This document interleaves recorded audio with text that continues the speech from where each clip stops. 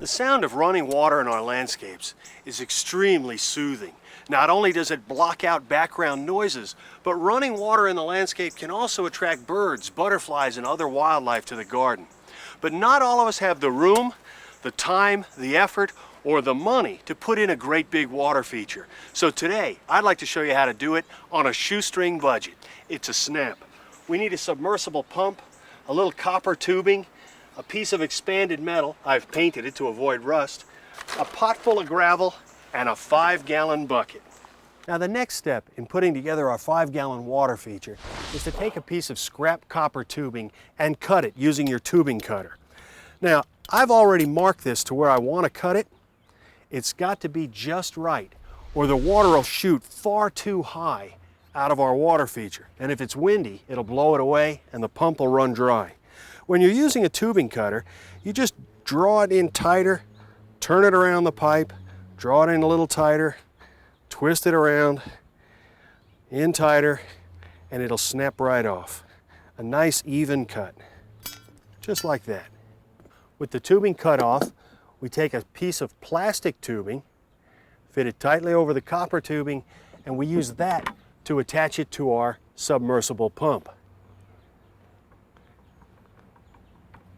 And then put the pump down in the bottom of the pot.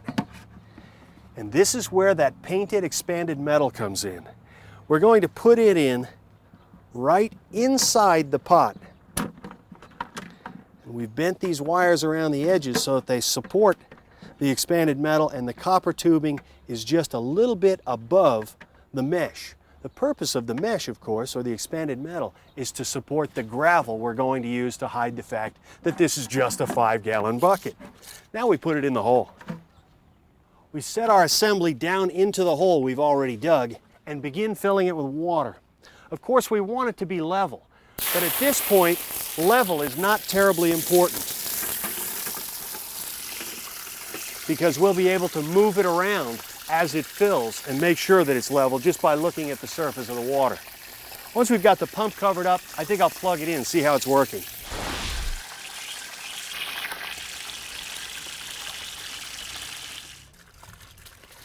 Now, as you can see, the water is shooting far too high. But once the water gets above the copper tubing, the height of the fountain will be much reduced. That's about where I'd like it. And as long as we keep that water that high above the copper tube, that's as high as it'll shoot. And as you can see, most of it doesn't splash out. The final step in our 5-gallon water feature is carefully placing some soil around the bucket. Try not to get any in there, it'll plug up the pump. You can also dig a slight trench to hide some of the cord, and then carefully place some large rocks around the tubing itself so that we don't block that jet of water. And then fill in with your gravel to where you can't see the screen at all either.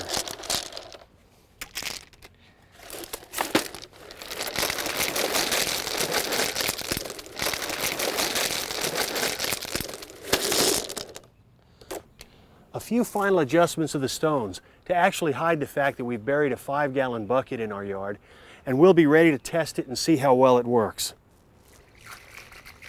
Just exactly what I had in mind. The sound of water in the garden. Blots out the background noises, attracts wildlife to the yard, and we did it all for $50 in the great outdoors.